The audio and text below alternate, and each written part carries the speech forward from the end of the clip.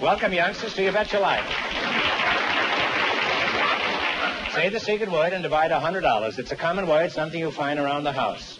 Mr. and Mrs. John Bonner, your new parents, eh? John, how old are you? 24. 24. And Mrs. Bonner, what shall I call you? Betty. Betty? Good, you can call me anytime after 7. And if a man answers, you've got the wrong number. How old are you, Betty? 23.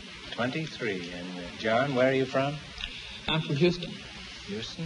Where's that? It's in Texas. Where's that? Why didn't you say Houston, Texas? Are you ashamed of Texas? No, I'm proud of it. In other words, a Texan takes off his hat to nobody, is that it? That's right. And how do you get your hair cut? That's an old joke, but after all, I'm not a kid anymore. Betty, does John brag about Texas very much? Sometimes. Don't you get weary of hearing about Texas? No, I'm from Texas, too. How long have you been married, John? Just a little over 2 years. And you, Betty? Just a little over 2 years. Well, there's nothing for the gossip columns in that answer. You're practically newlyweds. Betty, you two were selected as new parents. Now, just how new are you? 7 weeks. What did you name your new baby? Barbara Allison, John Franklin, and Mary Elizabeth. Well, that's certainly a strange name for a baby. Wait a minute, did you have triplets? Yes, 2 girls and a boy.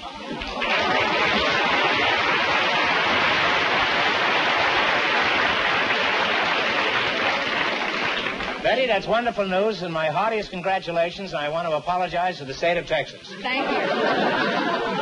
Don't thank me, I'm just an innocent bystander. John, congratulations to you, too. Thank you. President Truman said production should be triple this year, and I must say you were...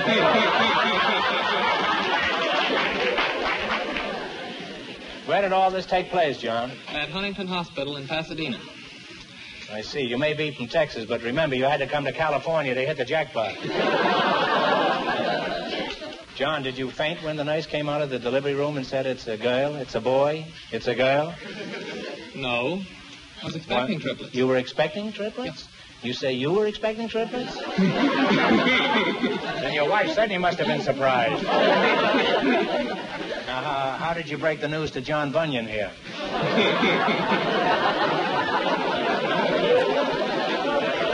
Say a word. I just held up 3 fingers.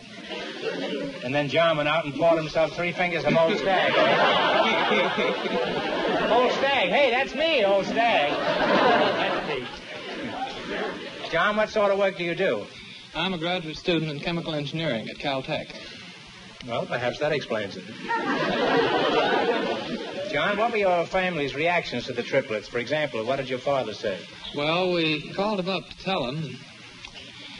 I told him that we were going to have triplets, and... Oh, you knew it? We knew it ahead of time. And there was about a minute's dead silence on the other end of the line. Then he said, well, so that's what you deserve for studying so much mathematics. You'd probably cut you off without a nickel, John. Well, getting back to the baby's birth, what question do people ask you the most, John? Well, usually they In addition to the routine questions. Usually they ask how much they weighed and how far apart they were born. Mm-hmm. Well, those are good questions. What do you tell them? Well, I tell them that they weighed 11 pounds and 15 ounces combined, and that they weren't born far apart because they were all born in Pasadena. Hey, you and your father get off some pretty good stuff. You better keep your eye on this fella. He's full of jokes. Although I guess this is kind of late to be telling you that. This is no joke. How far apart did the babies arrive, Betty? Well, 9:01, 9:10, and 9:13. Sounds like they were delivered by the Wilshire bus. What changes have the triplets made in your life, John? I know what changes you've been making in their lives. Well, we used to like to go places on the spur of the moment. We just pack our bags and go. But now we've got to plan things pretty well in advance. Life revolves around the triplets pretty much. Mm-hmm. No spur-of-the-moment stuff now. And it's wonderful, isn't it? Oh, it's terrific. What sort of inventory do you have to carry for this brood? Oh, my, it's terrific. 15 dozen diapers, and we have 2 dozen bottles. We prepare a gallon of formula every day. Well, who wakes up to feed the babies at night, Betty? Well, we take turns, and if You mean you and the babies take turns? No, John and I take turns. And Oh, you're John's other wife, in other words. if just one baby wakes up, then one of us. And if 2 of them, well, we both have to get up. And if all 3 babies wake up at the same Except for the time, fire department, I think. well, one just has to wait. Well, suppose 4 wake up. Do you demand a recount? I think so. John, I can just picture you pacing the floor with triplets. One baby in the right arm, another baby in the left arm, and nudging the third one along like a soccer ball. Well, you're a wonderful couple, and my advice is never go back to Texas. Because down there they have too much room for expansion. Go to a nice small state like Rhode Island. Now you're going to play You Bet Your Life for a chance at the $2,000 question. You run your $20 into more than their other couples. I can't tell you how much they won, but George is going to remind our listeners.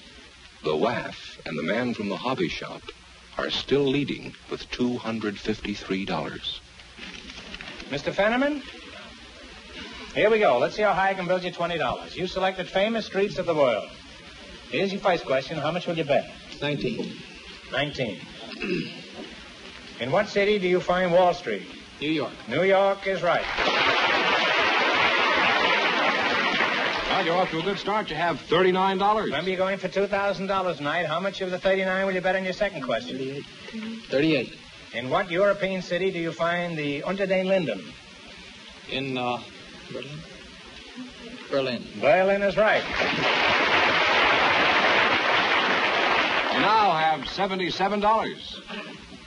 Here's your third question. How much of the 77 are you going to go for? 76.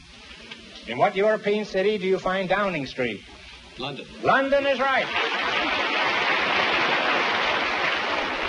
You now have $153. Here's your last chance to be the other couples. How much will you bet? 152. Let's try 152. 152. 152. 152. In what European city do you find the Champs-Élysées? I guess that's the way you pronounce it. Paris. Paris. Paris is right.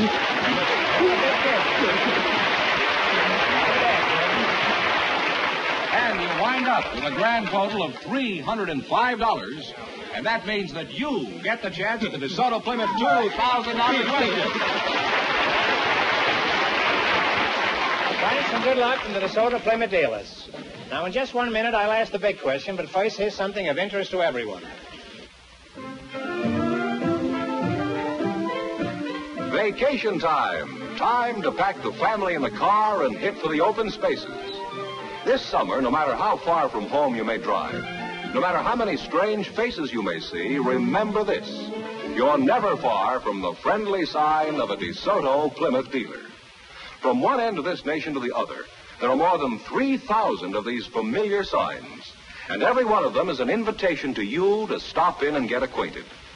Whether you stop for directions, a fast oil change, or for an emergency service job, you can be sure you'll get courteous treatment, fast service if you need it.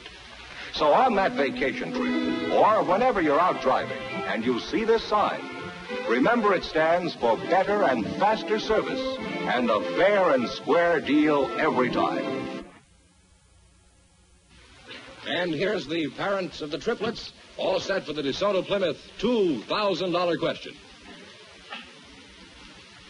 Well, you look like the couple that were here a minute ago. All right, here we go for $2,000. I'll give you 15 seconds to decide on a single answer between you. Think carefully, and please no help from the audience. Here it is. 100 years ago, the President of the United States sent a naval officer and a squadron of battleships to negotiate a treaty with the Emperor of Japan.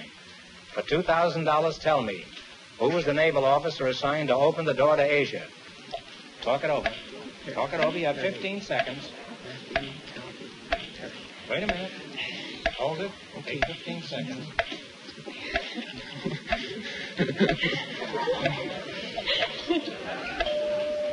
All right, what's the answer you two have decided upon? Admiral Matthew Calbraith Perry. Matthew Perry.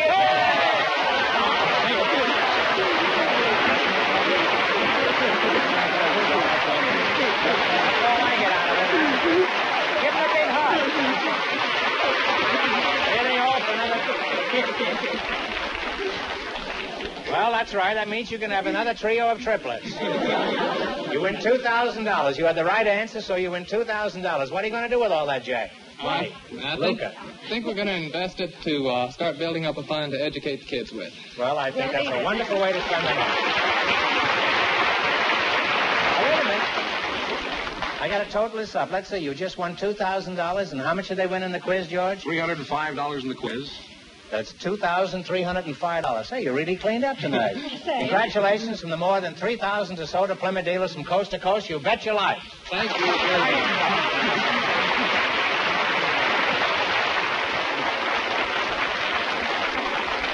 There you are. There's triplets with $800 apiece. Well, this winds up another season of You Bet Your Life. It's been a lot of fun for all of us.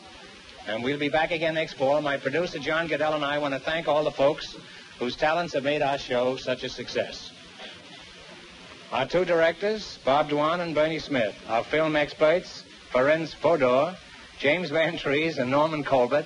And the staff, Hy Friedman, Ed Tyler, Eddie Mills, Bill Vadere, Al Lee, Art Braley, and Miriam, Eleanor, Marion, Al, Jerry Fielding and his orchestra, and, of course, good old George Fenneman. I want you to be sure to tune in again next week because the DeSoto Plymouth dealers have a great show for you this summer. It pays to be ignorant.